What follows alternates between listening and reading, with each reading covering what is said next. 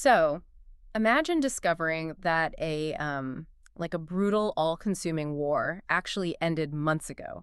Hmm. But because no one ever told you, or maybe you just couldn't quite bring yourself to believe the news, you are still living in a prison camp. Right, just trapped there. Exactly. Just obeying guards who actually have zero authority over you anymore. Welcome to the deep dive. It's a crazy scenario to picture. It really is.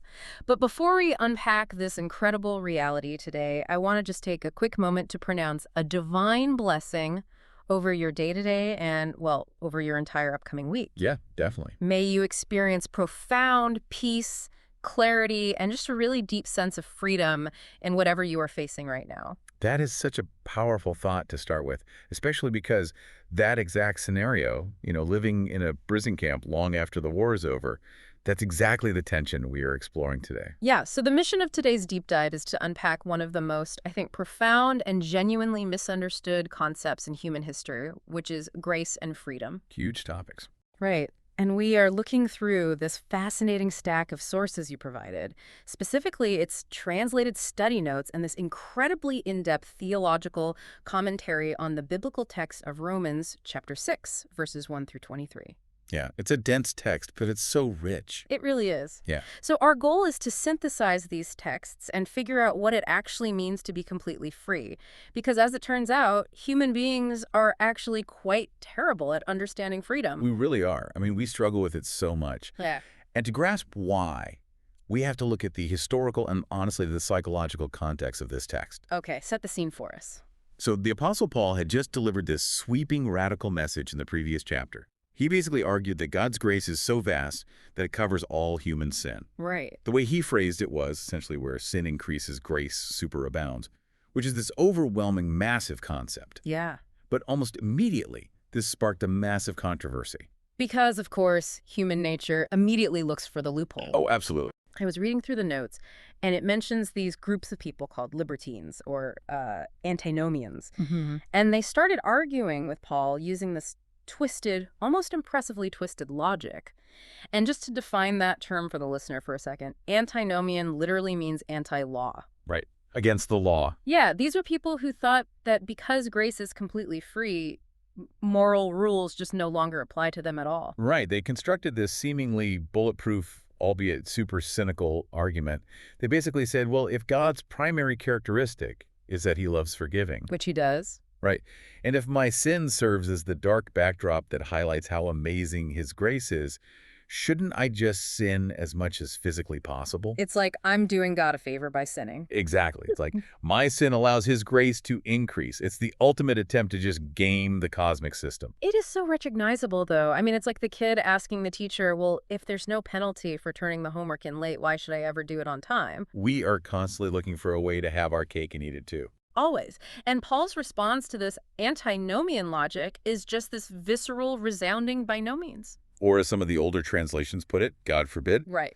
And what's fascinating to me is the commentary's breakdown of why it's so easy for people to fall into that loophole mentality in the first place. Yeah, why do we do that? Well, it argues that people fundamentally misunderstand what grace actually accomplishes. When most people think of grace, they think it only frees us from the guilt of sin. Okay. In theological terms, that is called justification. Yeah. It's like the judge banging the gavel and saying, you are pardoned. The penalty is completely waived. Which is great, obviously, but it's only half the story. Exactly. Because if grace only offers justification, then you are basically a pardoned criminal who goes right back out onto the street to commit the exact same crimes. Because you assume you'll just get pardoned again. Right. But the text argues that grace does way more than that. It also frees us from the power of sin, which is called sanctification. Sanctification. Yeah. It doesn't just pardon the criminal in the courtroom.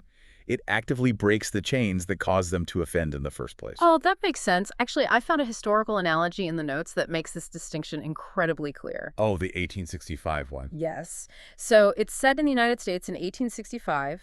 The Civil War had just ended, Abraham Lincoln was assassinated, and the 13th Amendment to the Constitution was passed. Right. So slavery was legally, officially abolished. Yeah. The Emancipation Proclamation was the absolute law of the land. But the tragedy the text highlights is that a vast majority of slaves in the Deep South just continued living as slaves. It's heartbreaking to think about. It is. There was a recorded interview with one specific man in Alabama who, when he was asked about his freedom, said he knew absolutely nothing about Abraham Lincoln. Wow. He had no idea his legal status had changed. See, that historical tragedy perfectly mirrors the spiritual reality Paul is trying to convey to his audience here. Christ, acting as the emancipator, legally freed believers from the tyranny of sin. The war is definitively over. The amendment has been passed. But many people still live as captive slaves. Exactly. They were living in a cage with the door wide open. Wide open. And the commentary digs into the psychology of why. Like, sometimes it's sheer ignorance, like the man in Alabama, but sometimes it's accommodation, and it's the fear of leaving the only master you've ever really known. Yeah, it's easier to stay in the familiar cage than to step out into the unknown territory of actual freedom. Totally. And the theologian William Barclay makes a really sharp point about this in the source material. What does he say? He notes that using a father's unconditional forgiveness as an excuse to just keep rebelling and breaking his heart is a vile attitude. Oh, wow. Vile. Yeah. Like, you don't use your newfound freedom to keep serving the very master that used to beat you. Right, because that reveals a complete misunderstanding of the relationship. So the practical question Paul pivots to is, okay, if we are legally free, but we are prone to staying in the cage, how do we actually realize this freedom in our daily lives? How do we walk out of the cage? Right. And the commentary observes that Paul structures his argument around 3 actionable directives. Okay, the 3 verbs. Yes. First, you have to know the reality. Second, you have to consider or calculate your life based on it. And third, you have to offer yourself to a new reality. Well, let's unpack that first one, to know, because I think a lot of people assume faith is just a blind leap in the dark, you know? Or like a warm emotional feeling. Right. But the text insists that faith requires intense intellectual engagement. Ignorance does not glorify God. No, it doesn't. You cannot experience freedom if you don't even know you possess it. So Paul says believers must know that through the act of baptism, they were united with Christ's death. Right. And the notes emphasize that baptism in this context isn't just about, getting wet. In the first century, it was this profound symbolic drama. It was essentially a public funeral. Yes. A funeral for the old man, the unregenerate former self. Right. Going under the water symbolized burial, the definitive end of the old life. And coming up symbolized stepping into a completely new existence. The old self is dead. It's dead. Okay, I have to push back on this, though. Go for it. Because this is the exact part of the theology that always trips me up, and I imagine I'm not alone here. I'm sure you aren't. The text says, I am dead to sin. But if I'm dead to it, why does temptation still feel so incredibly alive? That is the $1 million question. Right. I mean, if I poke a dead cat on the side of the road, it doesn't flinch. It's completely numb to its environment. Yeah, unfortunately. But if I am supposedly dead to my old habits, why do they still have such a strong pull on me? I am clearly not physically numb to temptation. It's a really vital distinction to make, and it's where a lot of people get completely stuck. Yeah. The commentary actually anticipates this confusion. Paul is not talking about a physical insensitivity where you suddenly lose all earthly desires and become a glowing, emotionless robot. Which would be easier, honestly. Right. But he is talking about a legal and moral death. Think about it in terms of legal jurisdiction. Okay. When a person dies, they're immediately free from their creditors. The IRS cannot audit a corpse. Right. The debt is wiped out because the entity that owed the debt no longer exists in the eyes of the law. Exactly. A dead person is entirely free from the legal demands and the jurisdiction of their past. And this brings in a crucial Greek word from the text. Which one? Katargio. Paul uses this word to describe what happened to the body of sin. Now, katargio does not mean to completely annihilate or erase something from existence. Okay, so it's not totally gone. No. Yeah. Sin nature is still present in the world. It's still buzzing around in your peripheral vision. What katargio means is to defeat, to deactivate, or to render powerless. Deactivate. Yes. The tyrant has been stripped of his legal authority over you. He can still shout orders, but he has no army to back them up. He has been deactivated. Oh, man. That makes the embalmed husband story from the commentary make so much more sense. Oh my goodness, that story. I was reading through the notes you highlighted, and I literally had to stop because this anecdote is just so bizarre and memorable. It's wild. So it's about this woman in the American South who was deeply devoted to her first husband, a man named John. Right. And when John died, she just couldn't bear to let him go. So she didn't bury him. Which is the first red flag. Huge red flag. Instead, she had him embalmed, placed him in a glass display case right by the front door of her house, and she would greet his corpse every single day. It is a staggering image of refusing to let go of the past. It really is. Yeah. So eventually she takes a trip, meets a new man, falls in love, and gets remarried. Good for her, but She brings her new husband home, and he walks through the front door, sees a dead body staring at him from a glass case, and is utterly horrified. He doesn't tolerate it for a second. He grabs a shovel, drags John out to the yard, and finally buries him. Wow. And the profound point the commentary draws from this is that many of us do exactly this with our old self. We really do. Our old nature has been legally deactivated. It's dead. But instead of burying it and stepping into our new freedom, we keep it in a glass case. Just right by the door. Yeah, we greet it every day out of habit, pretending it still has a legitimate place in our home. Which is deeply unfair to the new life you're supposed to be living. The old self is history. It is a deposed ruler. You have to put it in the ground. Yeah. Which shifts Paul's argument to the second directive. To consider, or as some older texts translate it, to reckon. Reckon? It's not enough to just vaguely know the corpse is in the room. You have to mentally process what that means for your reality. So how do you actually rewire your brain to live out that truth? Well, the Greek word used here for consider is an exact accounting or commercial term. It means making a real calculation based on absolute truth. You are doing the math. Okay. Notice that God doesn't order believers to die to sin in these verses. He states it as a completed fact. He says you are dead to it, and his command is for you to calculate your daily decisions based on that concrete reality. The analogy in the source material for this is endorsing a check, which I think cuts right to the practical application. Oh, definitely. If someone hands you a check for $1 million and you know the person is good for it, you don't just stare at the piece of paper and hope it eventually changes your life. No, it doesn't do anything just sitting there. Believing the money is real requires action. You sign the back of it, you take it to the teller, and you deposit it. You reckon it to be true by actively banking on it. You are acting on a legal reality that already exists. Exactly. And to deepen this, the commentary introduces the metaphor of the two volumes. Imagine your entire life is a biography. Okay, I'm with you. Volume 1 is your history before this spiritual emancipation. It contains everything about the old self, the slavery to bad habits, the failures, the guilt. Right. But Volume 1 ends abruptly with the legal death of that old self. The narrative is over. The book is closed. The ink is completely dry, and it's sitting on a shelf gathering dust. Yes. And Volume 2 opens with the resurrection and your completely new life.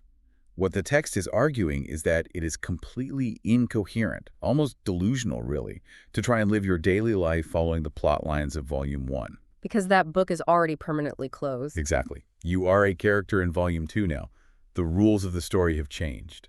So if we are living Volume 2, who is writing the story? Who is directing the action? Because that brings us to the third major action Paul demands, which is offer. The third verb, yeah. We are called to offer the members of our bodies, like our time, our energy, our physical actions, to God. But this introduces a concept that really clashes with modern sensibilities about freedom. Oh, it completely upends the modern Western definition of freedom. Totally. I mean, freedom today is usually defined as absolute autonomy, the right to do whatever I want, whenever I want, to whomever I want, without consequence. Right, because Paul is arguing that fully surrendering to God essentially makes you a slave to God. Yes. Yet somehow, this specific slavery is the only path to actual freedom. While the modern version of freedom, just doing whatever you want, is exposed as actual slavery. It's a huge paradox. It is.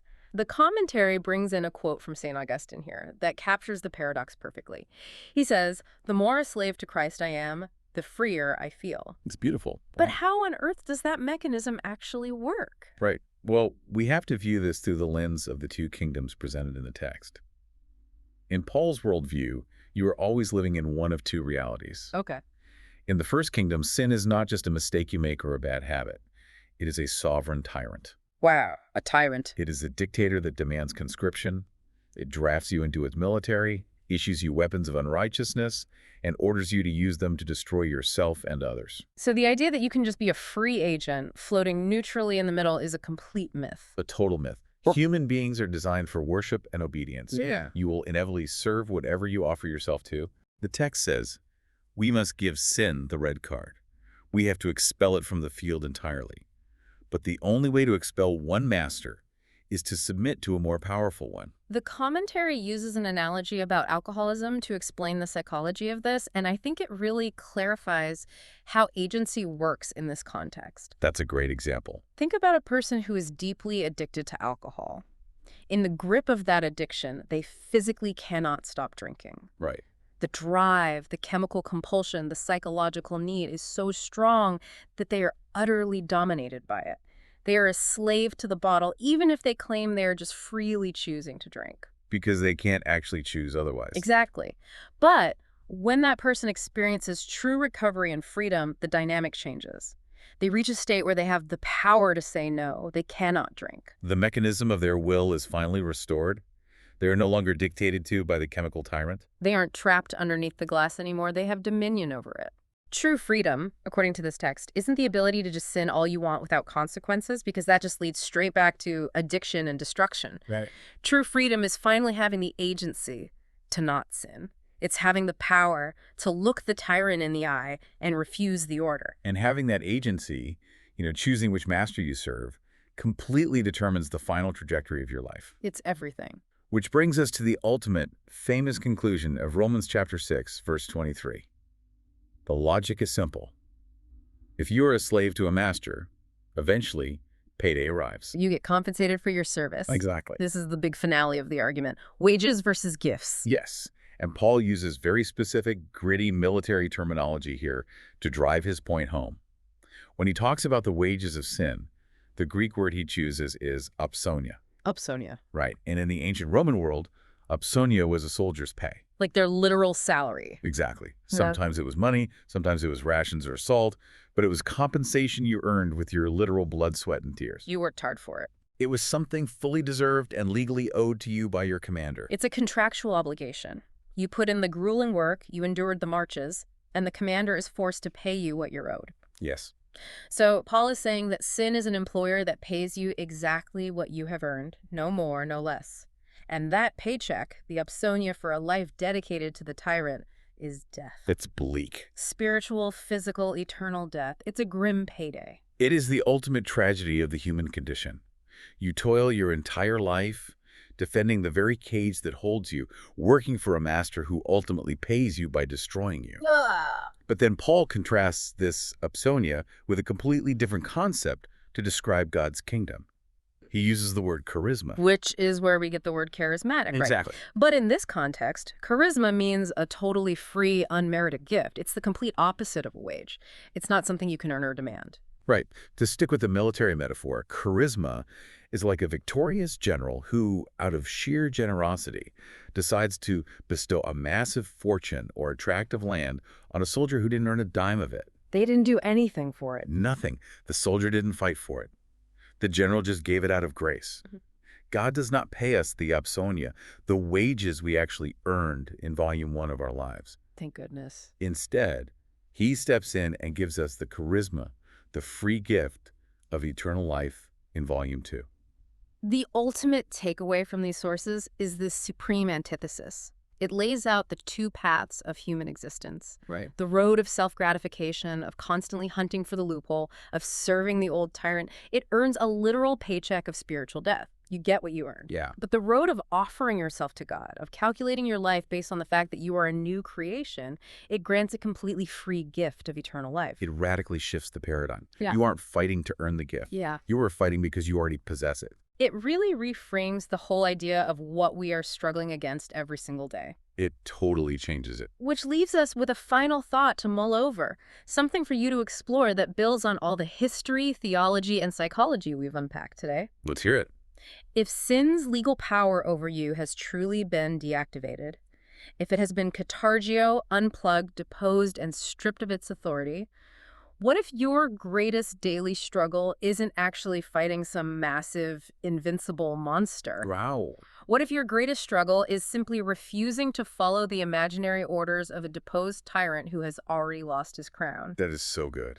You don't have to salute a king who lost the war. You just have to realize you don't live in his prison camp anymore. You really don't. You don't have to keep the old self in a glass case by the door just because it feels familiar, You really don't. You are fully authorized to bury it. You really are. Well, that wraps up our deep dive for today. Thank you so much for joining us on this journey through the text and the history behind it. It was a pleasure. As we sign off, I want to leave you with one final reminder as you step into your week. God blesses all the listeners. Take care, and we will see you next time.